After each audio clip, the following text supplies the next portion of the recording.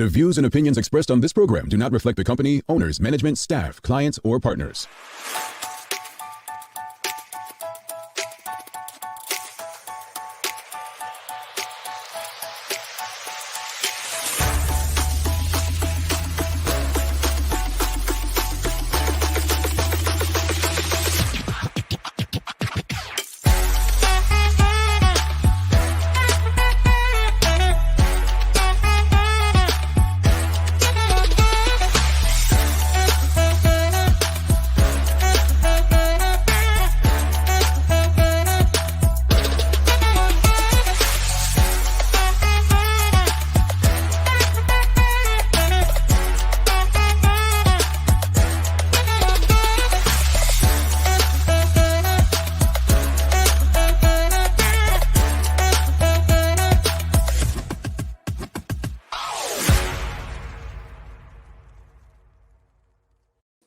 It's Tuesday, the 26th day of July, 2021. Welcome to the Daily Hour, brought to you by Medical House One Communications and Lindos. I'm Jamel Hartman, along with Michaela Ian, Larry Marshall Jr., as well as Liana, who will be with us in a bit to bring you the latest in her news break.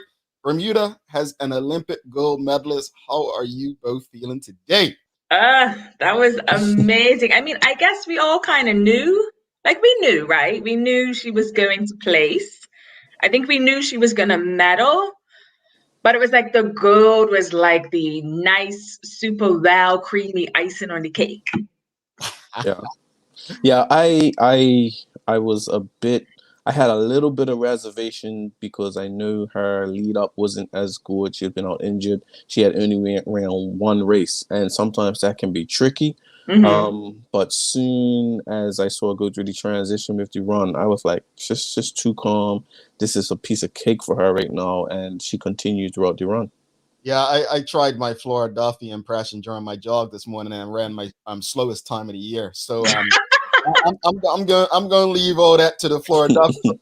Look, folks, what they say, don't try this at home. Yeah, but no, it was wonderful to witness. Obviously, we're going to talk about that more. Good morning to everyone, and thanks for making us part of your daily routine.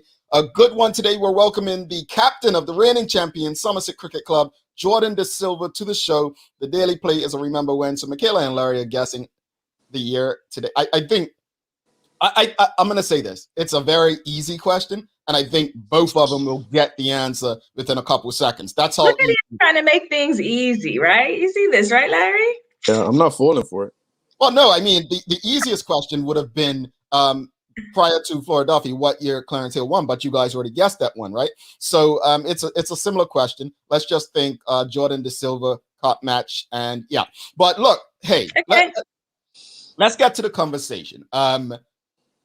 It felt incredible to be a Bermudian last night.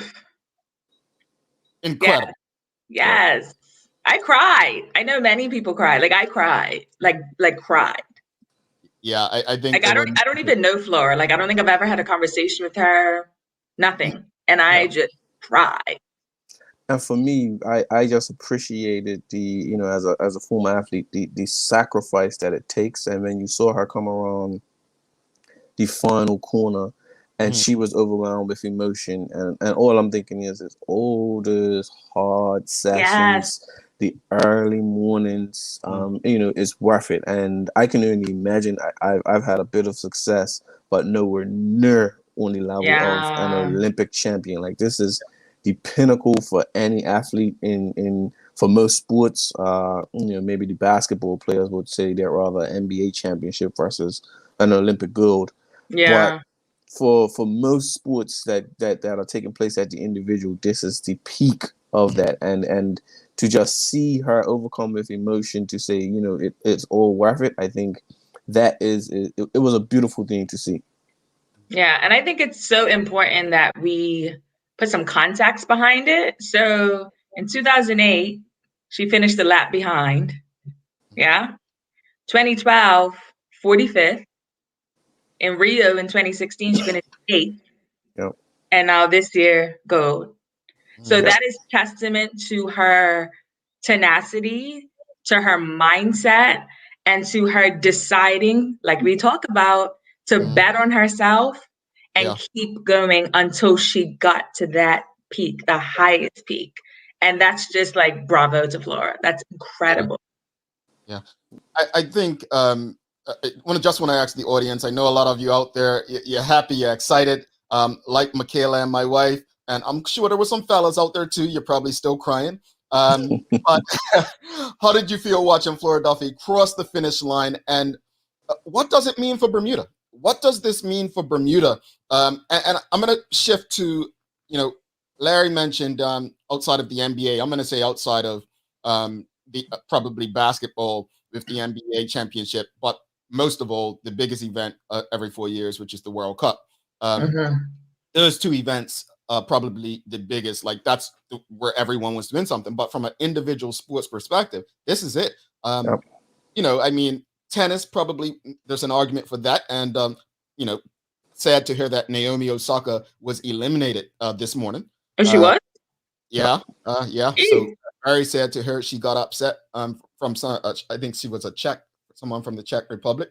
I could be wrong, but I'm in the audience. But no, that loss by Naomi Osaka just proves how hard it is to win an Olympic gold, and credit to Flora Duffy for doing it. And folks, after the news break, I'll just read to you what this means and why it's so important, what she's accomplished for the people of Bermuda, what this means for this is an accomplishment that I don't think we should take lightly. No, we shouldn't. And the thing about it that was not crazy, but was so significant to me, and I'm sure many other people, they're raising the flag and you see the Union Jack on one side, you see the flag for the USA on the other, and then you see Bermuda, little tiny Bermuda, and our flag is being raised higher. Yeah. To me, that was the most, I mean, obviously her running in and her crying and all of that was, super emotional and incredible. But seeing our flag like that, that was, that was huge. And another thing, someone screenshotted a picture and it had Bermuda on for the medal count. And I've been watching, like Ben Jamal said, from the 92 Barcelona Olympics and even some of the Winter Olympics, when they show the medal table, you don't even look for Bermuda. And to actually see, we will finish ahead of some countries this year. And it's good to see. Yeah. I think one of the things, Michaela shared this with me last night, folks, and I couldn't help but laugh with happiness. Michaela, tell them about the Caribbean thing. Yes. So there was this video that I saw on Facebook. I want to say Scott Pearman posted it. Yes. So it was like a Caribbean news or sports show. And they were heavy with the Caribbean wins its first medal in the Olympics. And I was like, oh, they're claiming us. This is beautiful. This is amazing. They're claiming little old Bermuda as the Caribbean. and this is, again, it means so much. It means so much because at the end of the day, sometimes the Caribbean doesn't claim us and Bermudians don't claim the Caribbean. But this is what sports does. You know what I'm saying? This is what sports does. Whether it's a great distraction of everything that's going on temporarily, or it's really just this amazing moment that we need to build on. Because I want to get to that part of the conversation, building on this kind of success. We can't allow this to just go away like it's this moment and then, all right, now let's move on. No, we need to build on these moments. We need to make sure that there's another Flora Duffy coming through. But that is why the Olympics was created in the first place, for moments. And I think sometimes it has shifted away, and this isn't a local thing, but I think part of the issue I hear with the IOC is that they want it to almost be about professional sports and getting people like that. And it's about moments that are created. Some of the greatest moments in history haven't been about winning stuff. Yes, it's been a lot about winning too, but is what did that moment do for the people, for that country? I saw a story this morning where the Philippines got their first ever Olympic medal, like Bermuda. And, the young lady was again overwhelmed with emotion.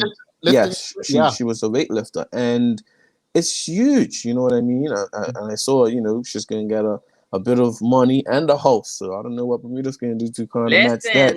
Listen, they better find some money in the coffers, okay? Because she deserves it and then some. So that brings me to my next question. What is the right way? And when I hear from the audience, get your opinions. What is the right way to celebrate and reward Flora for this achievement? Yeah, Larry, do they get prize money for the gold, or it's just the gold? You do get prize money for the gold. I don't know if each sport it's the same. And however, it's usually not that substantial. It will be because it depends on how much the governing bodies make and what the IOC will allocate for it and different things like that. But I am not confident on exactly what the prize money structure is, but you would have individual governments that would reward athletes that do well, as with the World Cup. I think one time the Jamaican athletes were promised after they went to the World Cup in 1998, I believe they got something, and you have other examples of such. Listen, I feel like we need a Flora Duffy Day.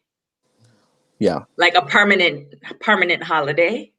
I feel like we need a huge parade. Like those two things at minimum. And she personally should be rewarded. She personally should be rewarded financially for her sacrifices for her country. She's been doing this since she was 8. Yeah. Hold on. I disagree with one thing. I disagree. Go ahead. All you Bermudians, right? You're gonna say, "Oh, we need a Flora Duffy Day holiday." You all just want to drink. No, I'm serious. But I do. Yes. However, hey, look, and I'm all for this extra holiday off. I'm all for this day off. But in truth, I don't think I disagree with any suggestions on how we should honor and reward Flora. I think that whether it's a street name and I'm going to share some comments in here. Some people have said, make a holiday, name a street, erect a statue, have a motorcade. Something should be done. That's from David Michael Wilson. Ellen Young says, statue of Flora, street name, prize money. Prize money is a given, but I guess the thing would be how much prize money should she get? Jackie Eve, well done, because many of USA stations spoke more about the third place more. Well, I noticed this. And let me just say this. Let me say this. If it were Bermuda, we would be speaking to our person as well. So I think we need to honestly understand that while I had an issue with it, that comes with the territory. It's a bias, and it's that's what they're going to do. It's the United States. It's on USA Network. Of course, they're going to highlight their American before any winner. Like, that's just what they do. So let's get over that. Look, let's build our own networks like this show. Instead of commenting in the comments about an American morning show. Let's build our shows so that, guess what? We can be in the position. Yes. We can control the narrative like they did. That's all we need. Yeah. Michelle White, Kales. Yes, all of a sudden we are in the Caribbean. Everyone will claim us now, but we need to create greater opportunities for Bermudians. Imagine if Bermudians were able to flank the finish line, what that would have looked like. Absolutely. Oh, if the audience was allowed, boy, boy. It would have been something. It would have been something. It would have been a whole vibe. Oh yeah, Larry. Rick Olsen. I'm sure she will get lots of endorsement monies from apparel, shoe, and bike companies. Yeah, I agree. But she should also get money from Bermuda. But I think she will she already has personal sponsors. I think the difference is are we in a place to reward her? And look, nobody's talking about it, we're all in elation, but this is a pandemic right now. A lot of people's out of work and businesses are shutting down, and I'll be saying, hey, we want the government to come out of their purse to pay an athlete. Is that something? This isn't 35 years ago when the economy was sort of in a different place. So it's difficult. I'm okay with most suggestions on how to commemorate this achievement. I think a parade, a day, a motorcade around town, that is bare minimal. Either way on a holiday, and of course, it's compensation can go either way. She does get heavily funded by the BOA. So they could say, hey, this was our investment, and be from there. But the other part is I kind of do feel that monetary reward should be there. To be honest, a lot of people in the audience, Larry, got to move on. But a lot of people in the audience, Bobby Singh saying National Stadium renamed Flora Duffy Athletic Center. How do you guys feel about something like that? I'm not mad at that because it makes sense. I feel like in Bermuda, we often name things for people when they don't have anything to do with the building they're being named after. So that would make sense. Yeah, I can see. Again, I'm okay with stuff like that. Okay. Well, there's other opinions on this show, and we're going to share one because we don't, pick and choose. But Elmore Warren says, we have got to be kidding. You cannot give street name before Clarence Hill. She cannot get what Clarence Hill did not get. Now, Michaela, go ahead. Listen, I respect what Clarence Hill did. Absolutely. Clarence Hill should have been celebrated in 1976 when he won bronze. Okay? He should have. There's still time to celebrate him. However, this is Flora Duffy's time. Also, there's a difference between bronze and gold. I'm just saying. There is a difference, okay? The Bermuda flag was not raised high in 1976 like it was last night. I believe wholeheartedly that Clarence Hill was done wrong. He absolutely needs to be celebrated, but it's Flora's time. A. B. She won gold, not bronze, not silver, gold. There's a difference. There's a difference. Bobby Singh says Flora and Mr. Hill need to join forces to inspire and empower the young Bermudian athletes. And in response to that, I'll just say this much. I think I agree with you as to a certain aspect there. I just think if it were to happen, I think it probably would. I'll put it on Flora rather than the government or anyone else getting behind it and saying, let's honor them both. I believe you're right. This is Flora's moment. But if, Flora feels the need to say, you know what, there was someone before me that was on this podium that didn't get their due, let's put them out there. But I think, what are your thoughts on Elmore Warren's comment and Michaela's response, folks? About, we need if we're going to do this for Flora, we need to do it for Clarence Hill. I think another point made by Michaela just now is, and I think that needs to be highlighted, is we have to start honoring people while they're here, while they're present, when the accomplishments are done. It's never too late while they're living. I agree. That saying. And I would flowers before they go. Go ahead, Larry. Sorry. I would like to see maybe a embrace at maybe the airport where he shakes her hand or something, maybe at City Hall or something like that, but then move on. At the end of the day, we all know what they did to Clarence Hill, like Michaela said, but this is Flora's time. And I think time and with these things come because we don't want to take away somebody's moment. You know what I mean? Right. And I think she deserved this moment while also recognizing that Clarence Hill did what he did. So it's a delicate balance. Yeah. It's definitely a delicate balance, but at the same time, I don't want Flora to feel obligated or pressured to share her moment because it's her moment. It's not her fault that the government didn't celebrate Clarence Hill. And let's be real, the PLP has been in government aside from 4 years since 1998. They've had ample time to correct the wrong. It is not Flora's responsibility or fault that wasn't done. So I feel like let's celebrate Flora. Let's also celebrate Clarence, but let's let Flora have her time because you better believe if I won gold, this is my time. This is my moment. Like we're celebrating me. Let's go to the audience. Charles H. Jefferson II says, I hear and agree with you, Larry. However, from a marketing standpoint, she has given us more publicity than an advertisement. Oh, I agree. I mean, we speak about the U.S. Commentating, but they definitely did Bermuda a lot of favors last night. And so I think, even an agreement with tourism, I don't know if she has one. Maybe she had one before. I know bringing the triathlon to Bermuda was a big part. Let's just go through a few comments before we head to the news break, and I'll wrap it up. I'll just speak to something as we wrap it up. Carla, John, Michaela. I have to disagree with Michaela on how we should celebrate gold versus silver or bronze. Any podium win is a huge accomplishment, but I agree that this is Flora's time. No, Carla. No. Go to gold. Richardson says, Flora, knowing what she has to face on her own, will appreciate Clarence Hill's passage and subsequently being ignored more than anyone. Yeah, I mean, and Tamara Richardson also says both athletes beat the odds. Considering 1976 and what was stacked against Mr. Hill, one could argue it was as amazing. Flora fully deserves her due, but Clarence Hill's accomplishments need to be made whole. One doesn't have to outshine the other. And but this is Flora's time right now. Yeah, we'll close That's it out the key point. Larry. I agree with you, Michaela. Everyone knew what the mindset was in 1976. It's Flora's good time right now. Yeah.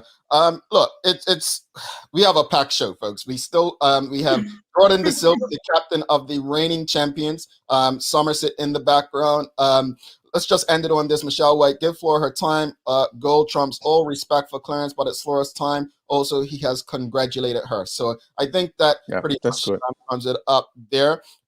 Look, Jordan DeSilva is going to come up right after the news break, but I just want to read something to you all just to kind of put in perspective where we are. All right. And you know, over the last 18 months, the world has been a tragic and divisive mess. Last night, as history was made, all was forgotten, at least for about 2 hours. Sports, like many other forms of entertainment, are sometimes a welcome distraction from the harsh reality many of us face on a daily basis. Many years ago, reports surfaced that during the World Cup, wars stopped and people came together. This is what Flora Duff's victory means for the people of Bermuda, an island so small, yet at times so divided, in need of hope, something to smile about, and something to bring us together. Congratulations to Flora Duffy, Bermuda's first Olympic gold medalist, and thank you for giving us a moment of happiness and hope. We're going to head over to Leanna for the news break.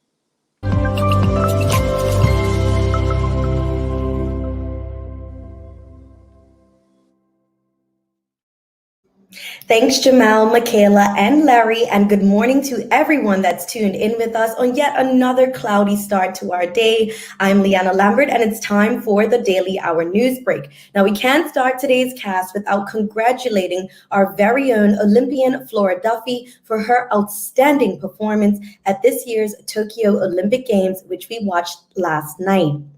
In today's top stories, senators approved controversial changes to laws governing special development orders despite opposition. Now, the legislation will allow property owners to get a higher level of conservation status for their land enshrined by law, and the minister will be able to make emergency development orders during a national emergency. Now, Lindsay Simmons, the junior minister of Home Affairs, told the Senate yesterday that the Development and Planning Amendment Act 2021 would streamline the planning system while creating additional environmental protections.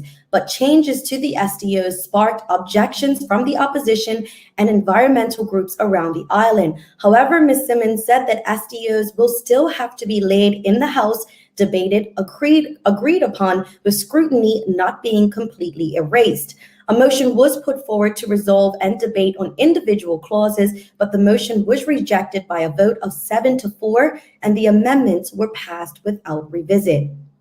Do you remember the man who was rescued by the U.S. Coast Guard in 2014, trying to travel from Florida to Bermuda by sea in a floating bubble? Well, he made yet another attempt. This actually makes the fourth attempt in 7 years. Reza Baluchi, a marathon runner and Iranian exile, was featured on Fox 35 Orlando when he attempted to run on water in an inflatable hydropod, but ended up washing ashore in Flagler County on Saturday morning. Now, what's his reasoning for continuing to make the adventure? He says to not only raise money for the homeless, but also the Coast Guard, the police department, and the fire department. Now, you might recall his first attempt back in 2014, which ended up costing the U.S. Coast Guard more than $144,000 in a rescue mission 70 nautical miles off the coast of St. Augustine, Florida. In a separate interview, he did tell the Sun Sentinel, a Florida-based newspaper, that the July attempt would not be his last. Meanwhile, following our report yesterday regarding the shooting on Court Street, police have revealed that two 19-year-old males were wounded in the incident, but their injuries are not said to be life-threatening, and since which they both have been released from hospital. Now, several shots were fired on Court Street between Dundonald and Elliott Street just after 11 p.m. on Sunday night. The shooting follows what Chief Inspector Arthur Glassford described as a, quote, expression of a real community spirit, end quote, in the same area set up as a street market, which brought out a number of families and vendors on Saturday. He said, we're now dealing with this senseless act of violence, and went on to appeal for witnesses to the incident. And for those unsure if they'd be able to catch the game, will now have nothing to worry about, as it was announced yesterday that the annual Cup Match Classic will broadcast on radio, television, and through an online stream. Now, just last week, there was much uncertainty if the match would be televised due to lack of sponsorship, but it seems like those issues have now been laid to rest. St. George's Cricket Club President Neil Painter was pleased to announce the news, saying that with the limited numbers, it was important that the public had multiple avenues to view the island's most attended sporting and cultural event. Now, you can catch the official broadcasts on radio stations Hot 107.5 and Magic 102.7 with the Voice of Summer, as well as Power 95 with the Bermuda Broadcasting Company team. The match will also be televised on Channel 82, while those overseas can also tune into Burn News, who will provide a live online stream. Turning to today's weather, we have a high near 83 and a low near 75 degrees. Cloudy skies continue as a rather disorganized area of low-level moisture lingers. Now, we'll see extended dry periods before belts of rain and showers, sometimes heavy, along with the chance of embedded thunderstorms returning earlier today through midweek. A light to moderate southerly breeze will persist before settling southwesterly and increasing over the next couple of days. That's all for our daily hour news break. Let's head back to Jamal, Michaela, and Larry in the studio for today's Daily Focus.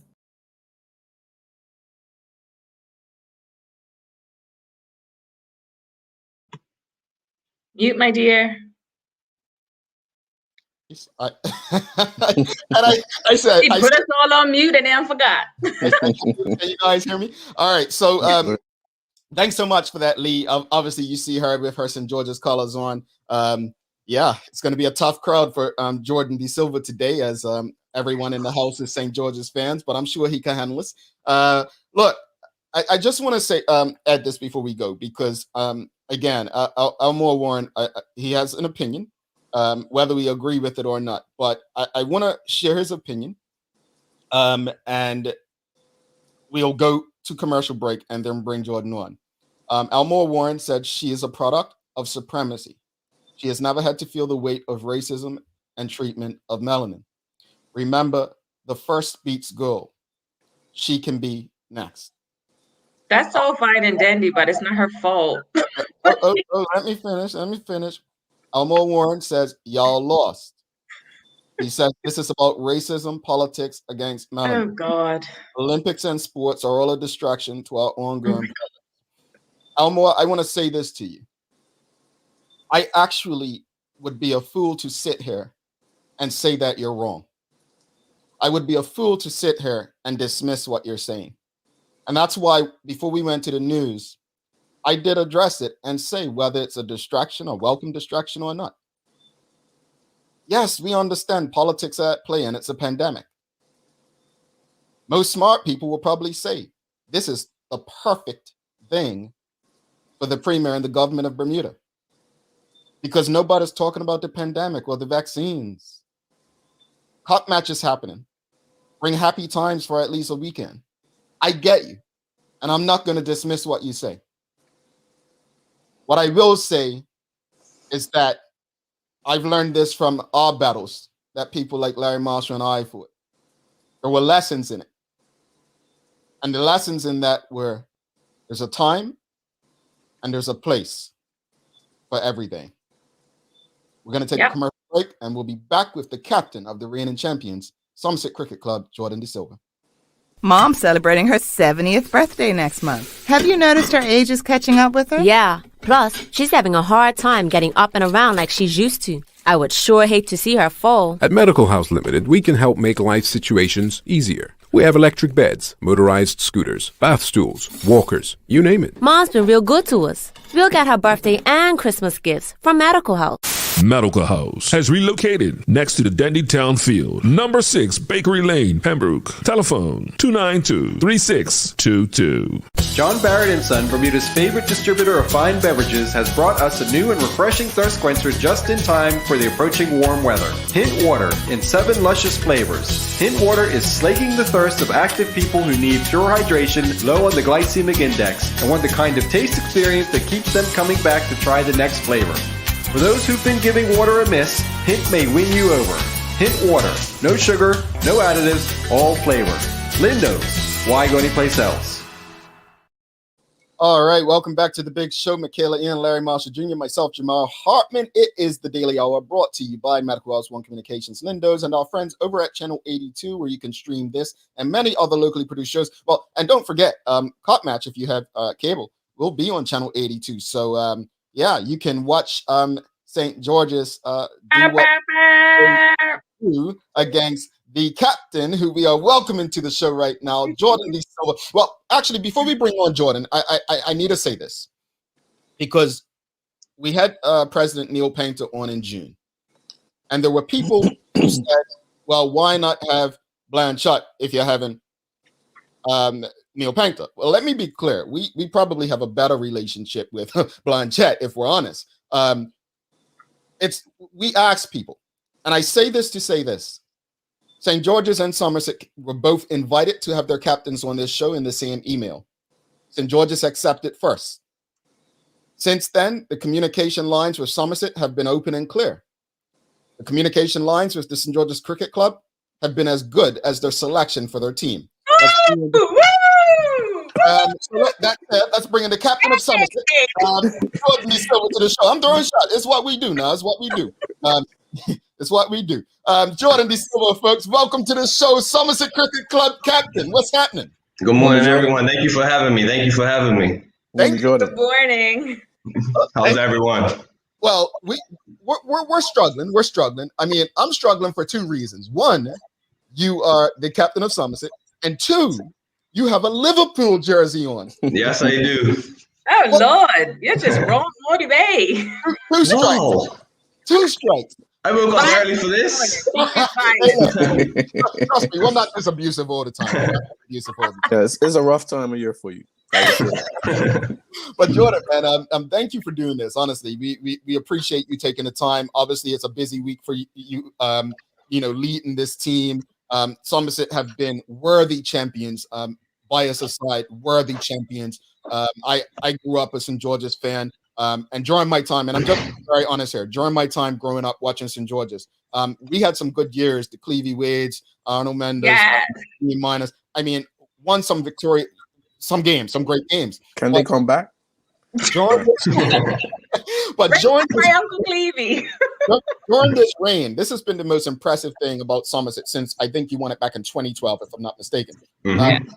During this reign, what's been most impressive that I didn't see during St. George's years was every year you've gone for victory. You have it's been one of those aggressive pursuits. And so I guess my first question to you is, how do you feel about the team selected this year versus prior years? No Stephen Otterbridge. Obviously, people like Gennaro, Jacoby, and Jacon have gone over the last 3 or 4 years. What do you feel about, I think one of the omissions this year, you brought back Kamal Levrock, Kwasi James, I think I pronounced it right. Kwasi James is no longer there. What do you feel about the team selected this year for Somerset?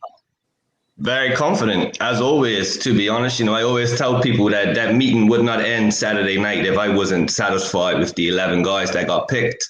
The thing that we've always been able to overcome is these experienced guys leaving.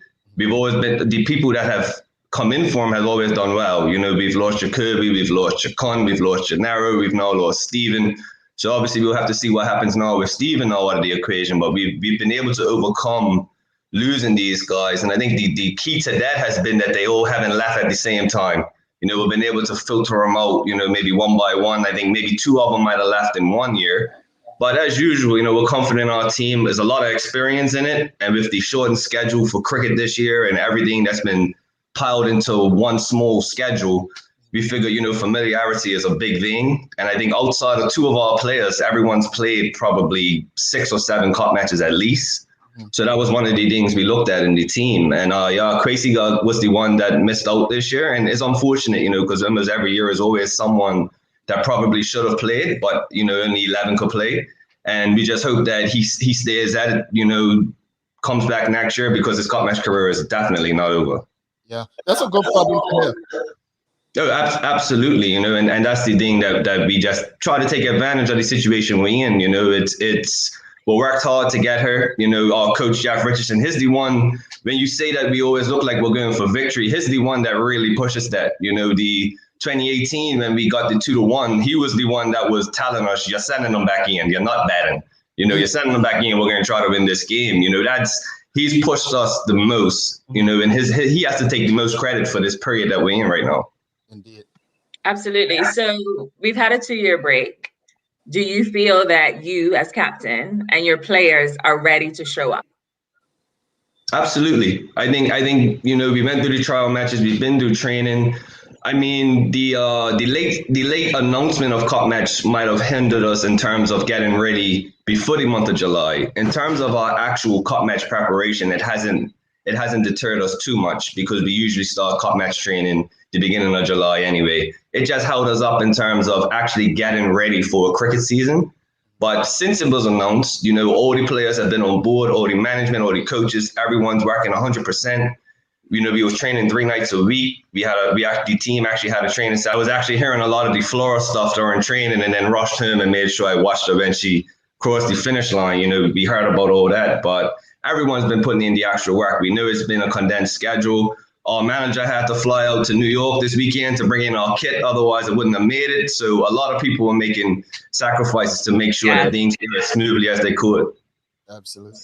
No, that's amazing. So you saw St. George's team. You saw who the selection committee chose. What are your thoughts there? Because Jamal just threw a whole lot of shade, and that just really hurt me. It really hurt me. But I really want to know your thoughts on it. Well, I think with a challenger selection, it's all about getting the right chemistry. The thing with us is that every year we only have to make 1 or 2 changes because the nucleus of the team is there. We've been in that situation before. There's a lot of experience in that St. George's team. They brought back George O'Brien. He's, one of the bowlers St. George's have that's had a lot of success against us, even in years that we were winning. He was a player that always stood out. So he was recalled. He's always a name that guys look at. Justin Pitcher was the MVP from 2 years ago. So everyone will look at their coats, a couple of the recalls, but that's just that's how it works when you don't have the cup, because you have to find that balance. You have to find what core of players works, and it could be a coat. When we won the cup back, a coat won MVP that year. You know what I mean? And there might have been people that didn't think he was ready, but he proved that he was ready. And those 2 coaches that we picked 10 years ago have been in these teams since then through all this success. So I don't think people can dismiss those type of selections, because that's all it takes. Charlie Marshall was a coach and made 100, and then the rest was history. So you always have to think that whoever picks a coach, that coach could be the next big thing. So you know what I mean? So people have to stop dismissing, oh, this isn't a good team. You don't know if it's a good team. You won't know until Friday evening. It could be the team that does it. You right now it's Tuesday. You don't know. Yeah, I love. That's why people were criticizing me for predicting a St. George's 2-1 victory, and I'm like, the game's playing. You never know. The 2-1 that we had, we didn't plan that. It's just how the game goes. Anything can happen on them 2 days.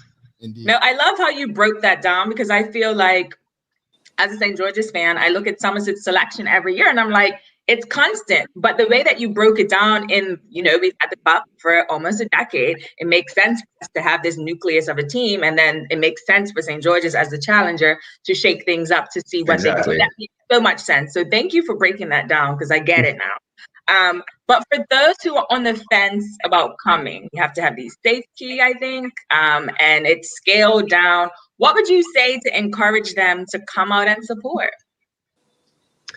Well, it's Bermuda's event, and a lot has been put into place to make sure that it gets going. I mean, obviously, we were late to the table in terms of jumping on board, and we had our reasons. And one of the reasons wasn't so much that we didn't believe that it would be safe. We just didn't believe that an event like this should be segregated, quote unquote. And to us, we feel like it's a safe key event. It's going to be safe. We've been assured it's safe. All the guidelines that we thought we would have to follow, we don't, because everything's been done how it's supposed to be. Everyone that's telling me that they bought tickets online has told me it's a seamless process. My whole family went and got theirs done, I think last week sometime. And from what I heard, everything's going smoothly, so if you're able to come, I know not everyone's able to for different reasons, not just because of the vaccine and everything else. But if you're able to come, and if they haven't reached a number, on the day, then I definitely encourage it. It's cup match, no matter what the capacity for people are, or the vendors or whatever, it's cup match. And when cup match started in 1902, it probably wasn't even 100 people there. You know what I mean? We've got 4,000, which I think we have to not take it for granted that we're allowed this much people. Look at Flora. Flora yesterday won the gold in front of no one. You know what I mean? So we have to, I think if you're able to come, whether it's financially or even if it's safe key, I think you should. And just even if you're, and just be part of, this is a unique cup match for people that's only been around for the last 15 or 20 years. To see cup match to be at this size is going to be something different for the fans, and also as players. We talked about it's going to be a different playing in front of 4,000 instead of 10,000 and things like that. But yeah, I encourage anyone who's able to definitely come. Yeah. Jordan, you mentioned earlier the consistency of the team, and it started after the 2011 loss, and you guys won in 2012 with Jacon and just Jeff at the helm, and then it transitioned to you. How do you protect your team from letting complacency set in? I think it's a cliche, but you find different ways to motivate people. And with our team, we usually take motivation just from hearing St. George's fans, to be honest. That's usually all it takes. This week, you'll probably hear, like you said, I'm heard St. George's will get in 2-1 a couple times as well. I keep hearing that this is going to happen, that's going to happen. And little things like that is what we use just to get back up again. And to be honest, we're looking at ourselves as, we're not satisfied with 9 years. You know what I mean? St. George's has the record of 20 years or whatever it is. And I'll be lying if none of us are thinking about that at all. You know what I mean? Like, we are thinking about that. We are looking at it and saying, how far can we take this? Because whenever the day comes where you do lose it, you never know when you're going to get it back. Like, you can't take for granted the position that you're in, because I'll guarantee when St. George's lost it in 2012, they did not think they'll be sitting here in 2021 still without it. So I think that's our biggest motivation, is that this is what we fight for every year for those 2 days, and we were just not ready to give it up yet. It's really that simple. And the guys that have been in the team all this time, there's a lot of guys that started out without the cup. Myself, Malachi, Derek Brangman, Chris Douglas. Like, we guys knew what it was like those few years bowling at Clay Smith and Charlie Marshall and Lionel Kane, and they're not going anywhere, and you're not going to win the game. And we actually use that where it's like, when Woody one's batting, or when Woody one's got damn up against the ropes, it's like, the shoe's on the other foot now, and we're not ready to give that up. Yeah. I agree with you. This is just that tricky type of year. And, I thought about possibly complacency setting in, but with the experience, you would hope that, well, I wouldn't hope, but I know you would rely on that experience. But with this year being a bit tricky, all the players on the league is 2020, which is a bit different. We transitioned to open cricket and the red ball and those types of things. How do you think players will hold up over the 2 days? Well, I think Eastern County gave us a very good example of what we could see. There was a couple good scores and a couple bowling performances in that game, and that was 2 weeks ago. So I thought that was an encouraging game for me, in terms of fitness levels for guys. And just, it is a different mindset. And what I've been telling people is that cricket is different. In football, once you reach the senior level in football, no matter where you go, you're going to play 90 minutes, 2 45-minute halves. Mm-hmm. Cricket isn't that like that. Cricket, you have 20-20, you have 50 overs, you have open cricket, whether that's 2 day for us or 5 day for the professionals. And even professional players wouldn't play 2 years of 2020 and then all of a sudden play a competitive 5 day test match. They would filter their way back into the longer format of the game. And these are professional athletes that I'm talking about, not amateur athletes like ourselves who aren't able to put 12 hours a day into our game. So I thought that was one of our concerns. Like I said, I think Eastern County gave us a example of what we could see, and then there's an extra 2 weeks on top of that, and also higher quality of players as well. So I think the players will be fine. I mean, it will be an adjustment. It will be from playing 2020 the last month, and then going and playing, and then asking to bet for 2 days, or to last 2 days. It is an ask, but we're up for it. I'm sure both teams are. I know we are. I know they are, and we're just looking to put on a show for everyone. Yeah. Obviously, going to St. George's, this isn't your first time, but going to the Challengers is a bit different from when you're playing at home. The groundsman, you can have that relationship. You know what the pitch is kind of going to do going forward. How does your preparations change when you're going to the Challengers? It doesn't change a whole lot, to be honest with you, because you still assess everything on that Thursday morning, because it's easy to, for example, 2019 was a prime example where everyone's saying, oh, you're going down St. George's, you just beat them the year before that. The wicket's going to be treacherous, you'll be lucky to make 150 on it. And it ended up being a great batting track that I wish I would have batted first on.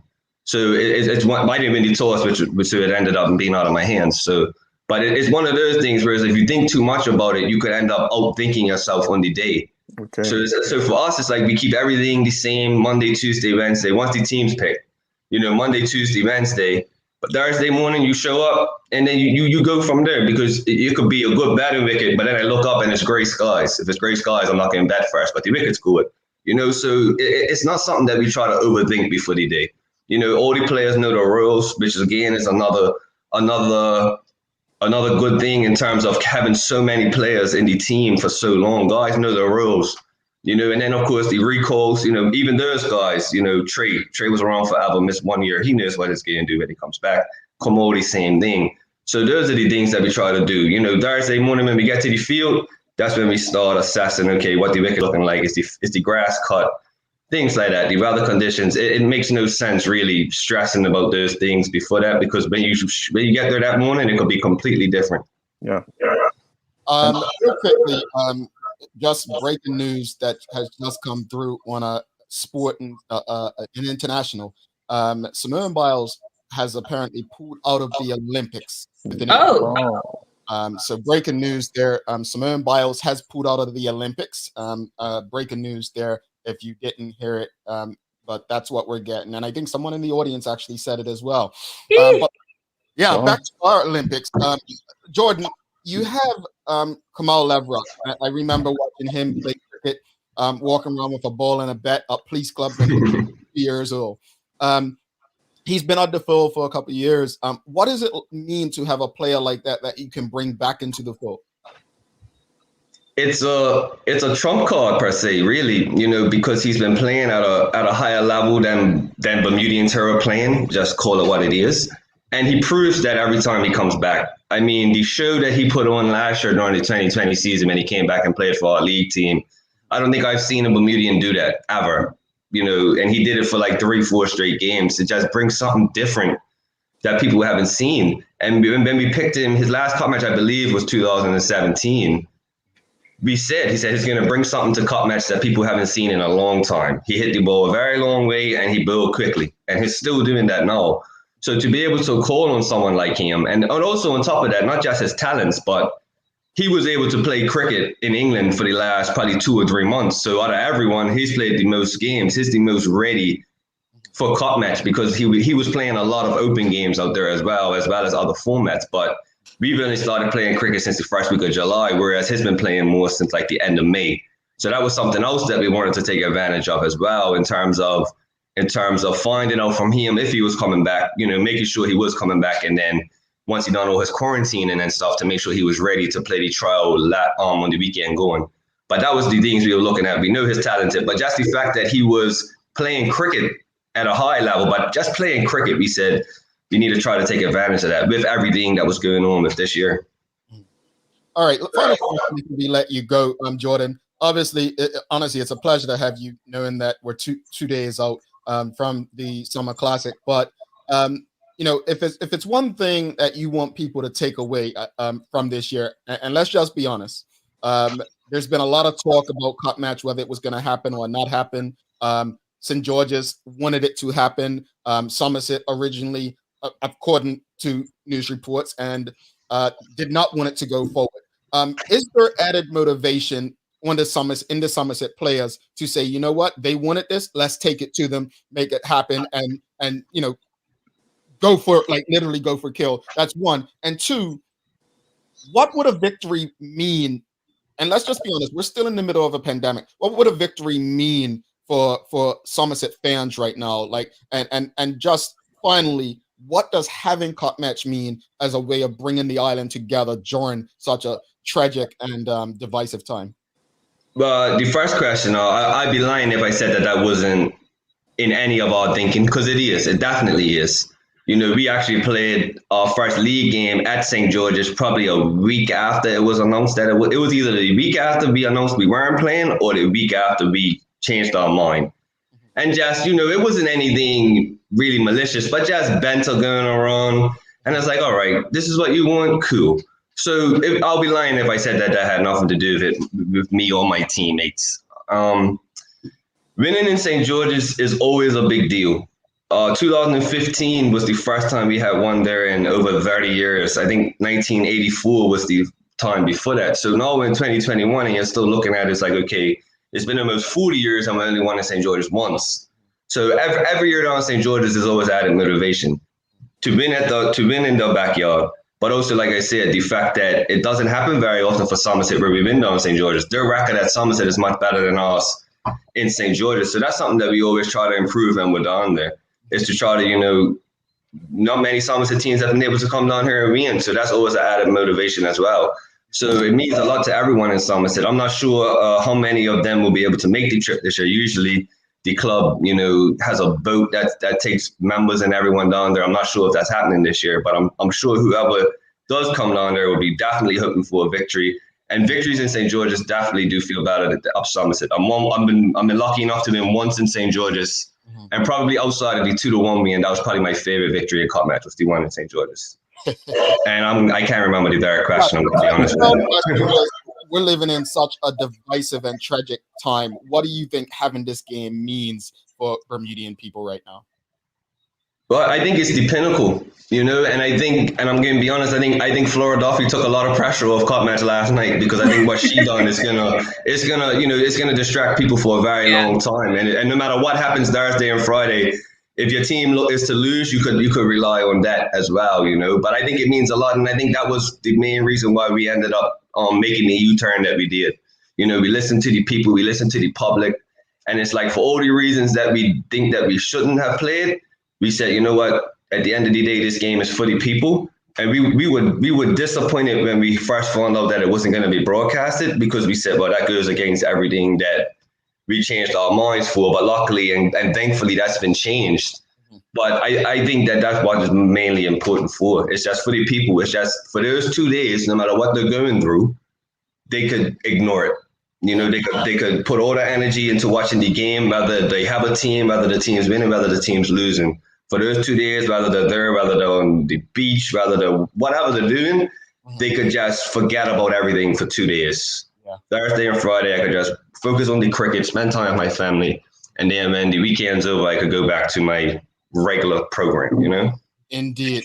Jordan DeSilva, Somerset Cricket Club captain. Honestly, you know, you're outnumbered here, but job well done. That's fine. Honestly, but thank you for having me. Really, I enjoyed it. No, seriously, thank you for trusting the platform, and honestly, wishing you and your team all the best. Hopefully, it's an entertaining game. Bermudian people get more than what they expected. You are honestly 2 days in the hot sun is an accomplishment already. No, you had to remind me. I have put that to the back of my mind. I'm confused by us wishing his team the best. I mean, I appreciate that you came on and you spoke well and you're a true leader, absolutely. But I would lie if I say I wish you the best, because that's fine. I can take that. That's the extra motivation that I was looking for coming into this interview. Come on, Kay. We gotta play it well. We gotta play it well. We wish health and safety. Yes, we wish health and safety. That's all I want. That's all I want. Thanks so much, and we'll be in touch soon. Thanks again. Yes, man. Thank you. Thanks, Jordan. Have a good one. You too. Alrighty, we have the movement moment coming up with Tamara Richardson. We also have the daily play. Do not go anywhere for this daily play. If you enjoyed that conversation with Jordan, please give a thumbs up, a love, a like. If you haven't already, download the BCG Radio app, go to our YouTube, make sure you subscribe. Here's the movement moment. We're talking water and dehydration. This is important. We'll be doing some giveaways by People's Pharmacy tomorrow, so make sure you tune into this right now. We'll be right back. And remember, if you guessed the answer today before Larry and Michaela, you get something, maybe a little shopping spree. Stay tuned. Movement Moment brought to you by People's Pharmacy. Together, we can illuminate your path to wellness. Welcome to today's Movement Moment with Tamara Donnell, brought to you by People's. Tamara, what are we discussing today? Good morning, Jamal, and good morning to your listening audience. Today, we are discussing water, actually hydration, the power of water. How much water do we actually need to drink? There are so many different formulas out there. Literally, I drive myself crazy converting from cups to liters to ounces. My go-to formula is to drink half your body weight in ounces. So if you weigh 150 pounds, then half that is 75 ounces of water a day. Translate that to cups. I would advise you to go to Google for that one. But as a rule, half your body weight in ounces. However, what I will say, no matter what formula you work out for yourself, you always need to tweak the amount of water you need based on what's currently happening in and around you. So when the temperature is hotter and more humid, you need more water. When you're exercising, especially when you're exercising vigorously, you'll know you need more water. You will willingly consume more water when you're really exercising and when it's hot. Depending on your overall health. So if you have a fever, if you're sick, more water is always a great option. If you have stomach problems, if you've eaten something that just doesn't feel right, flushing it out is always a good idea. And lastly, if you're pregnant or breastfeeding, you definitely do want to make sure you consume more water. The dangers of not drinking enough water, as we all hopefully know, is dehydration. Some of the signs of dehydration that we all need to be aware of and look out for, especially in our young children who are more prone to fevers and diarrhea, different sicknesses that will cause you to lose fluids. So some of the dangers of dehydration and signs are muscle spasms and seizures, hypovolemic shock, muscle damage, kidney stones, and constipation. So be on the lookout for that. If your family members are sick, keep a close watch on their tongue. Make sure it stays moist if they're sick. But yes, as a rule, how much water do we need? Half our body weight in ounces is the easiest formula I've found. And tweak that intake based on what's happening in and around your lives. Thank you for tuning into this Movement Moment. To enjoy the benefits of the full episode, check us at Instagram at MVMT with Tamara Donnell or at People's BDA.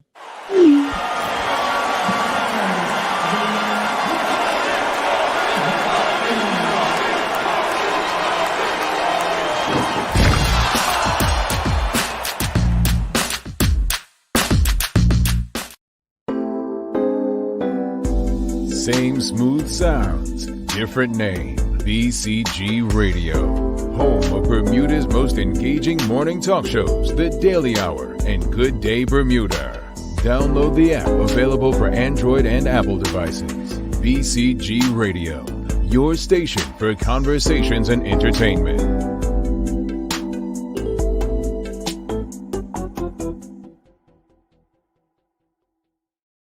All right, welcome back to the Big Show. Thanks again to Linda's One Communications, Medical House, Channel 82, everyone who continues to support us. A great movement moment. We'll have more from Tamara tomorrow about dehydrating. Again, truth, no jokes. A lot of drinking alcohol takes place during cot match. Make sure you hydrate, folks. We'll be touching on that tomorrow. Daily Playtime brought to you by Heineken 0.0. Great taste, no alcohol. Michaela and Larry, what year did St. George's last win the cup? 2011. Mommy, 2011, Arundel Bascom was president. He rode into St. George's on a white horse at the celebration. Yeah. Wrong. You used the wrong word. It was captain. Sorry? You said Arundel was president. He was captain. Captain, you know what I mean? I'm all excited because I remember I was there. Folks, folks, they didn't give you a chance to get it. Yeah, that was it. You said it was easy. I told you guys it was easy, right? It was that easy. I thought you were gonna ask like when did Jordan become captain? Because then I would have to think for a second. Jordan became captain 2017. That sounds about right. Jacon's last year. Yeah, I think I can't remember. I think it was 2017. But yeah, I look, God, audience, I'm trying to help you all win prizes. But Larry and Michaela, you see what they did to you? They're like, nah, I ain't giving them anything. If I can't win it, sorry. What are you guys' final thoughts on today's episode? I love talking about Flora. I can't wait to see what the government is going to do to commemorate. And I just want to say thanks to Jordan. That was such a great conversation. He is a true leader, and it's so refreshing to see, even though we are on opposing sides. But yeah, it was great. Yeah. To Mr. Warren, I trained for the Olympics while fighting conscription and went through a whole lot of stuff. So when you talk all that stuff that people's lost, take it somewhere else. I know this is Flora's time. Let Flora have her moment. Yes. Spoken from a person who's experienced it, and that's true. I'll say this much: at the end of the day, I think what was accomplished was something that we speak about a pandemic once in a lifetime. This is something that's happened for the first time in our lives, right? The last time it happened in 1976 when Clarence Hill won. So this is something that I think we need to build on and make sure that it's not a moment that happens once in a generation. So, again, congratulations to Flora Duffy on Jordan DeSilva. Yes. Honestly, that was a great conversation. Mm-hmm. I don't know Jordan personally. I knew Jacon. I've known other captains, Lionel Can, and it was a great conversation. And I will say this much: while I'm hoping St. George's does pull off what would be called an upset if they won this year, I honestly am a fan of Jordan simply from that conversation. He's a person. He's a leader. He showed great leadership during that entire conversation. Regardless of what happens during cup match, I expect a good game. Tomorrow, every last host of the Daily Hour, including Leanna, will be on the show. Tomorrow, we'll be welcoming the audience into studio. So, Somerset fans, if you want to come in, get beat up along with Sister Sherry, come on in. But it's going to be a war. Wear your war paint. Bring your colors. Tomorrow is going to be a party. All right? Yes. All right. All righty. Folks, we hate to do this. Well, they do. I don't mind saying bye to you. But thanks again to our partners, Medical House, One Communications, and Linda's for ensuring that we're able to do this with you on a daily basis.